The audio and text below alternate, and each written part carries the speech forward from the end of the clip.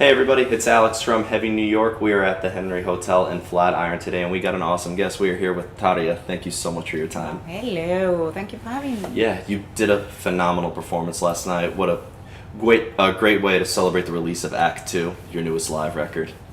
Thank you very much, it was a lot of fun. Yeah. Great crowd last night, great atmosphere in the show. I was very pleased, very happy. Yeah, I've never seen a line around that venue so long before. It was crazy. They were pouring water for people, they were...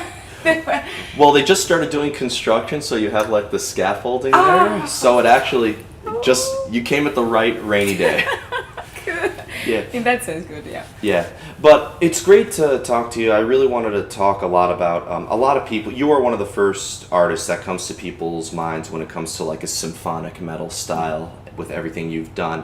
I was always curious, as a lot of people know, you're very classically trained with theatrical voice and opera and everything like that. I was always curious, did metal kind of come secondary as a vocalist to you, or were you always inspired by metal and just trying to combine? No, actually, I never thought of becoming a metal singer. To Really? be honest. Yeah. I'm talking to you like after all these years, after celebrating my 22 years in, as I said yesterday night also for the audience, 22 years in this beautiful business. But the beginning of it all was it was a surprise for me to become who I am today, obviously, but to become a metal singer it became like nice little surprise behind the door. You know, I was studying to become a lyrical singer. I was in a university just in the beginning of my musical studies, kind of, even though I have been studying music since I was 6, but at the time being 18 years old girl in a university and had an opportunity to sing on the demo. That was the first demo of Nightwish, which had nothing to do actually with metal. It was an acoustic demo with acoustic guitars, keyboards, voice. A little bit of drumming, like a little acoustic. Yeah. Beautiful. Because the guys, behind the music, they knew me. We were all born in the same little village, so everybody kind of knew that I was the girl that sings. But they hadn't heard me singing the classical, with the lyrical voice at all, since I moved away from the place from long ago. And so I went to studio, sang that demo, and they were like, "Why is she singing like that?" Like, oh, where that comes from, you know? And there was the idea born to combine these operatic vocals with heavy metal, because the guys were having the metal background, not me. Which is incredible that like you would have thought that studying like classical singing. Yeah. But it's funny, did you like have to adjust your vocal style at all to accommodate to metal? It was so difficult. I have to say that, I continued my studies. I finished up my studies. I even moved to Germany to finish the second university studies. I was studying while I was having a success with a metal band touring all around the world. It was very tough, and it took me many years really to feel comfortable in my way of singing, because I could not find, or I was not even seeking somebody to teach me how to sing these songs with the band. I was just taking lyrical singing lessons and finding my own way to sing the songs that you hear on the records and you hear me performing live, my way. So it was only my way. And but the lyrical singing and getting that technique pitch perfect, training hard. I'm still doing that every day. I'm still taking singing lessons. Wow. Because it's the only way that I can make progress as a singer and get better in singing rock. Mm-hmm. Because I wouldn't go and seek for a singing teacher for me to do what I do, what I do. I always encourage, though, the other singers, to go and seek for professional, because your own ears are not enough. It has never been enough for me. It's so good to have a professional opinion about your work in Absolutely. general. But for me, it was really taking many years to start feeling comfortable on a stage. Nowadays, it's just fun but why? Because I have been always keeping on training in lyrical. Yeah, well, it's always good, and I'd imagine as you train more, it always opens up your mind to new ideas on how to make music, right? Yeah, it's excellent. And Nightwish was one of the biggest challenges in the beginning of my career, and I have always always enjoyed the challenges that I'm having, you know, in life. In general, if I feel like there is a challenge, I can go for it. I will definitely go for it with fully on. And being open-minded, obviously, you know, me being as a lyrical singer in metal world has embraced me. They have embraced me. The people, I've always enjoyed their respect. And so, because I've been always true to them, I've always said, hey, what was metal before? For me, it was Metallica. It was not like I was the girl that listened metal. I was the girl that listened Whitney Houston, and I was the girl that listened, you know, other music styles before I joined a band. Yeah, well, you know, classical music has always been considered to be heavy metal before electricity. Yeah, and there's so much in common. And in my life, these two worlds that seem very different for people in general, classical music and rock, they very much live inside of me in a harmony, in a way that I can't.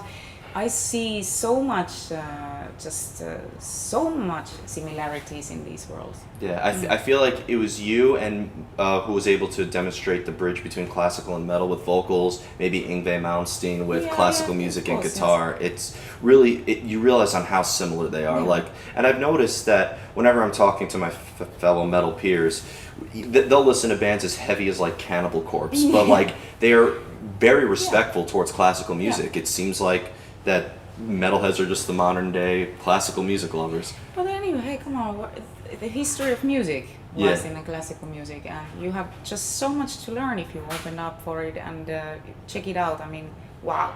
You should check out some Sibelius works and you will feel like, whoa, the melancholy involved there is absolutely, is very pure.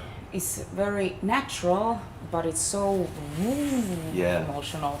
Yeah, Rock Monoloth I thought was a good. Hell, rock was in his name, so there you go. Yes. Now, though you are like known as a metal vocalist, your classical roots obviously were never abandoned, whether it was with Nightwish or your latest studio records, but even in like your winter albums and your classical albums. But depending if you're doing like a more rock-driven album or a more classical. You might have answered this already, but are you like in a different mind frame as a vocalist, depending on? Yeah, I am, and technique-wise also, I am. I'm still using, of course, I'm using the knowledge and experience as a lyrical singer when I'm singing rock and I'm recording my albums, but I can have fun with it. My instrument works as I want it to work. I would not experience, like, I don't want to go and do some growling vocals which I'm not aware of or anything like that, which I cannot. I have a clean voice, pure voice. Never say never. Yeah, but you know, it's just the thing. I know my limitations. I know my limits. I can do pretty much, but I also know my limitations and limits. And so, in that sense, I can have a lot of fun nowadays because I just, like you saw me doing last night in the show. Yeah, it was. I do a lot. So. But that's the fun part, you know. The rock or metal for me today is giving me the freedom to explore myself. It's like an adventure still within my body and my instrument, how it functions. The classical music gives me the control. That's a good way to put it. That makes me like, that keeps me the roots going and tells me, girl, you know, get back to the correct track, you know. Yeah. So it's a great combination. Well, I've seen many times, and obviously I won't mention names, but there are times where you could like see a vocalist, they go way too over the top, and they could either blow out their voice or they, they throw their microphone in the audience. And I threw it to my monitor engineer last night because the first song it didn't work out. I was like, God damn it! Oh. I was not gonna bring that up. You brought it up, but. You know what? I give you a lot of. I was very impressed. You know, my favorite when I saw it happened the first time I saw Lacuna Coil, one of my favorite bands. Andreas Mike failed. Christina came to save him, and but I saw you grabbed the microphone of the bass player. God damn it! You know what? It happens to the best of us. Yeah, but that's also, it's a good thing too. You never. These things happen, and they need to happen because we're just human beings and we are doing the thing, and I want to make a great show out of every show, and these things are happening. But To me, it adds like a natural element. I've had times where somebody tripped over the tripod during an interview, and people liked it because it made it natural. It wasn't too, staged and on the spot. So, Sure. and the way you picked yourself up after that was just as impressive as the overall performance. So, good job.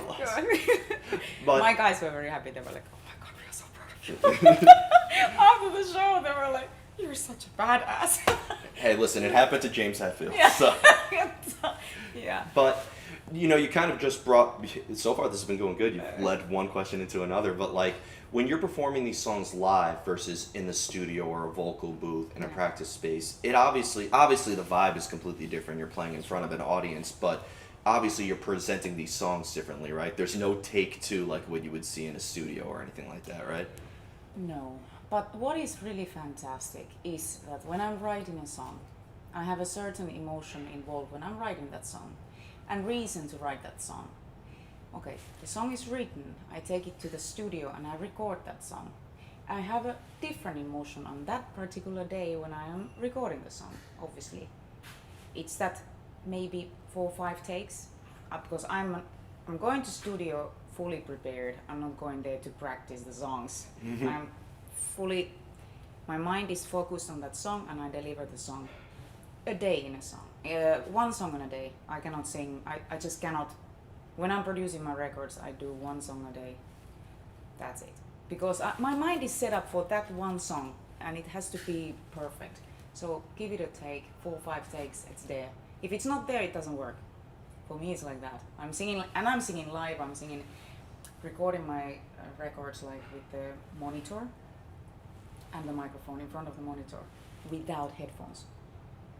Wow. I'm singing live. That's impressive. In a live room that sounds not in a dead room. So I'm recording my records actually at home in my living room environment, kind of a studio, but in a living room.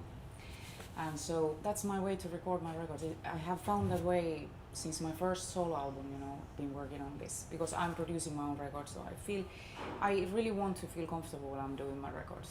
And it's everybody needs to find their way, but that's just my way. Okay, going back to that emotion in that song. I recorded that song on that particular day. Then when I get to the live performances and I perform that song, it's every night different. Because the audience is giving you different feedback. Because of the venue is different, it gives you different kind of feeling. Because the band feels different on that day, everybody feels different every day, So the songs, they live their life through different eras, sort of. Absolutely. And that's very interesting. So it's never boring. Absolutely, it keeps it interesting. But you mentioned you practice in like an environment that you're comfortable in, and doing without headphones. That's impressive. Like I've been to many recording sessions. Everybody's wearing headphones. Yeah, I only do that in a backing vocal, so I do vocal arrangements and choirs and stuff. Then yes. Yeah, but that has to, by making it so natural in the recording process, definitely helps prepare you for a live performance, right? Yeah, sure. Yeah, but there is a song like Muse, Supremacy, for example, that I dared to cover in my last record. Supremacy is a very demanding song to sing in a live performance, and I remember struggling with that on the studio already, and I knew it in advance. Okay, this will be a bummer every night when I do that song. Last night you didn't hear me, but it's been. But as I said, it's a challenge, and I love challenges. I'm a progressive person, so I want to keep it up. Absolutely. Now, as a vocalist, because as a singer, you have such an emphasis on melody and technique, but then also there's lyrics in the mix that you have to add.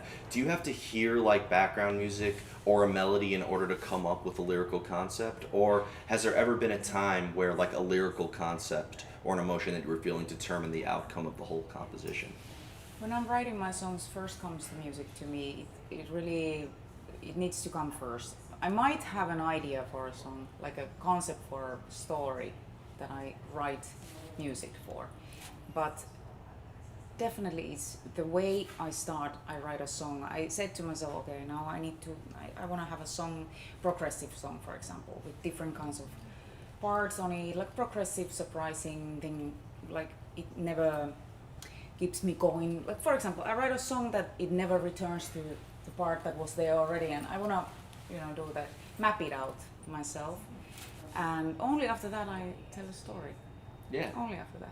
It's interesting, and I feel like your songs are also very open to interpretation. There's different emotions. Every song I've heard from you, whether it's stuff off your self-titled record or Nemo by Nightwish, which is the first time I've heard your voice, like it almost seems like you can feel an essence of power, you could feel an essence of grief, you could feel an essence of sorrow. It's great that you're able to capture many different emotions with your voice.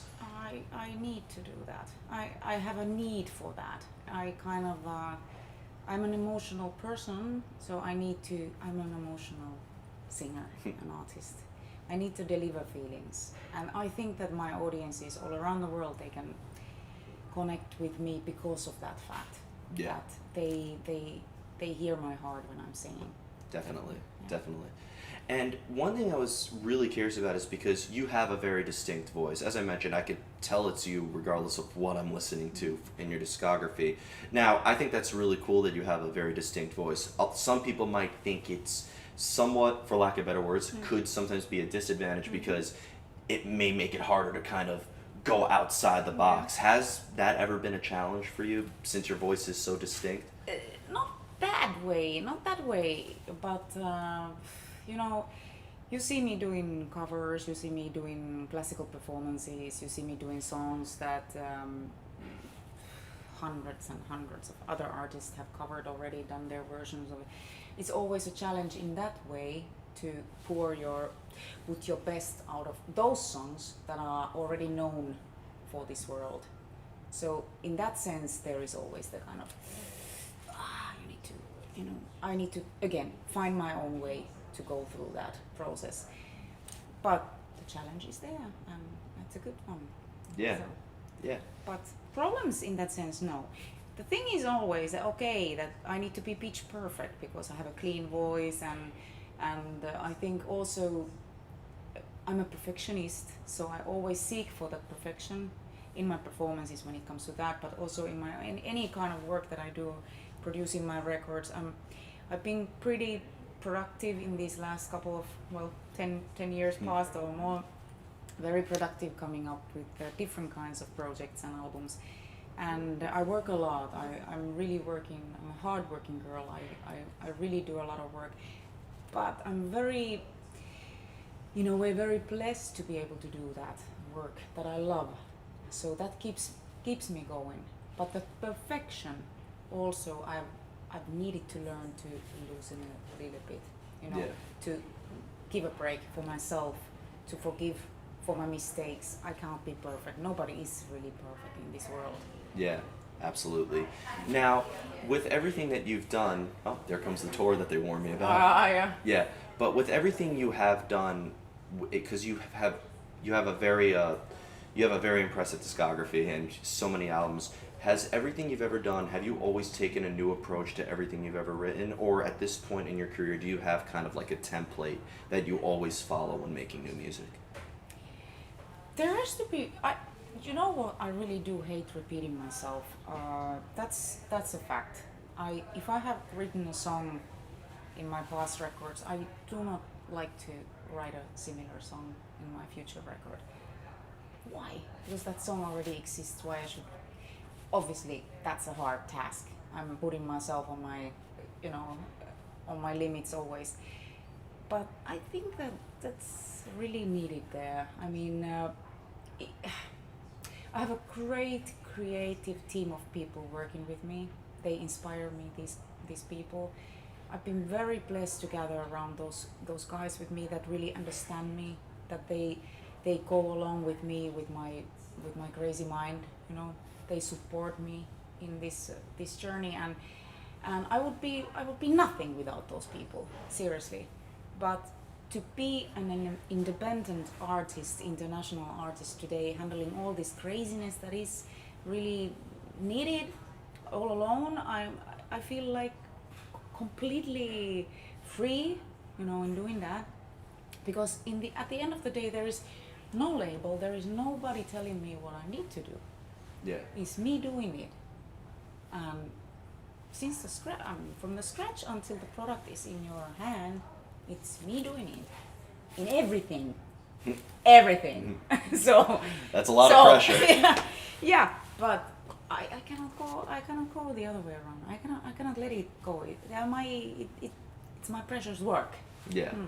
Yeah, but it's funny that you mentioned that because, you know, your name is on all the records. It's Tarja, not Tarja. Yeah. But it's your name on the work, so a lot of people would assume that it's all you. Whatever you say goes. But I'd imagine that every member also brings in contributions that helps, right? Definitely. My musicians are amazing. The people that are working, the guy that is working on the orchestra arrangements, Jim Dooley from LA. I want to have him there because he's always surprisingly incredibly talented person, and people, they are there for a reason. They are there for a reason. I trust in them. We count on each other. We work together. Teamwork. Yeah, which is great because sometimes like there is a sense of like. Some people would like assume, oh, he's a solo artist, so it's all him and he doesn't give anybody else credit, but it's great to hear. No, I do. Yeah, I do. Yeah, which is awesome. And one question I was really curious about asking is, we actually just interviewed a band from Finland this past Friday, this band Omnium Gatherum, and I love talking about metal bands from Finland. I heard I interviewed this one band and they told us that per square kilometer in Finland, there's 2 metal bands. I guess so. Yeah. I guess it's like that, yeah. Yeah. That was a good thing.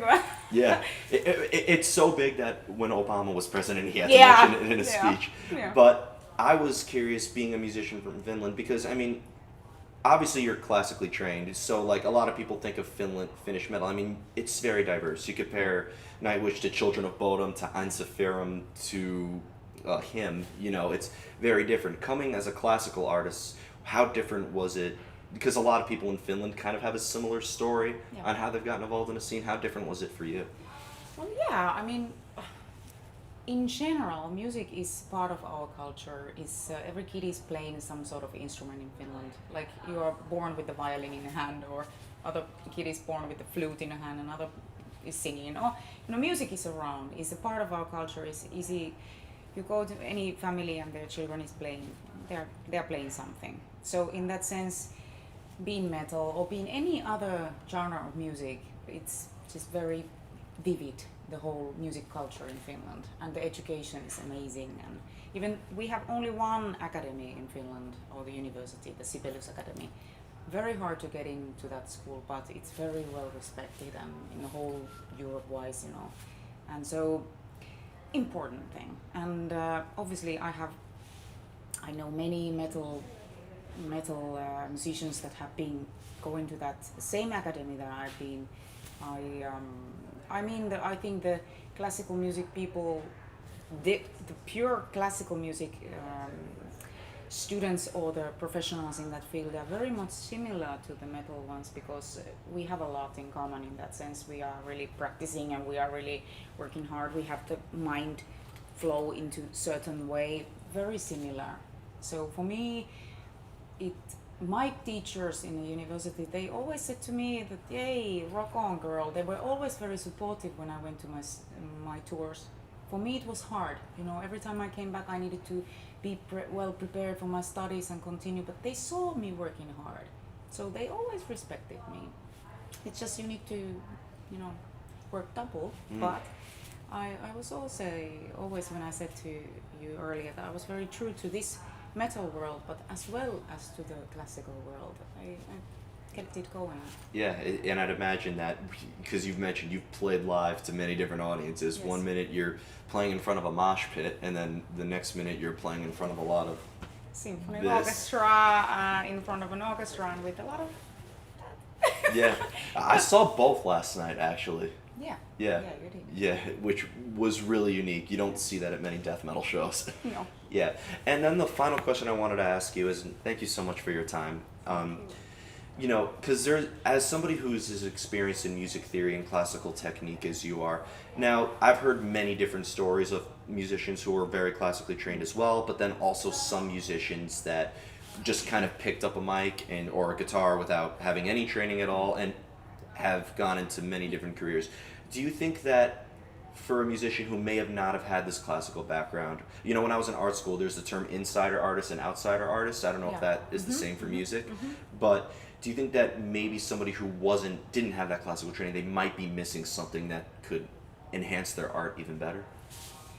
It can go the other way around as well. It can be blocking your way to get out, or, you know, for example, for me, I can tell you just a story when I started writing my own songs, having had that classical education, you know. It was kind of making me think like a blockhead. Like, this is the way you write the songs and this is the correct way of doing it, because I was learning it in school, you know, kind of. I had to find my way out of that. And by using the knowledge that I got from the school, I needed to throw that box to hell and start from the scratch. But not from the scratch, actually, because I had the knowledge already. But find my own way was the whole thing for me, to be able to be progressive, feel free in songwriting. So it's fair to say metal opened your mind. Yeah, it can be the opposite way. Like it was for me, it was kind of like, okay, I need to find a new way, but still embracing the knowledge that I have by my, you know, from my studies and all. A person that has never been studying, I think that there is, surely you can be amazing and you can have an amazing success if the clouds are there for you, the stars and everything are there for you. But I think it always would be interesting, at least to hear another opinion about things, a professional opinion about things, because I believe at the end of the day your ears might not be enough for everything. You can be your best critic, but maybe sometimes it's good to have somebody to give you an advice, to help you. I've been in a wrong track many times myself, and so I seek for help.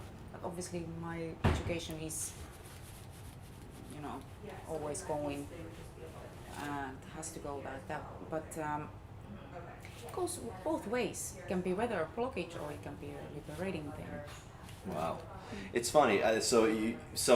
Maybe like, if you don't mind me asking, like when you were telling your fellow peers in classical music that you're in a metal band, were you getting like a little bit of like looks? Oh, probably, but I never got confronted by everybody. Okay. Never they told me. Actually, my teachers were, as I said, they were super supportive. The singing teachers, those ladies, I only had female teachers. Those women, they're absolutely important in my life. Every one of them, they've been always there, like cheering me and supporting me, and because they seen how hard I'm working, and they seen that I am very healthy. The way I'm using my voice is a healthy way of using my voice, so I was not there to destroy my voice. No, that was my only consideration for every day in my journey is not to harm my voice, because otherwise I would not be able to live my dream anymore. So that would be. Yeah. So before we go, again, Tarja, thank you so much for your time. You have Act 2 out, your newest live record, and correct me if I'm wrong, but your latest studio album is Spirits and Ghosts, right? The Christmas one. Yeah. The dark Christmas album. Yep. Yeah.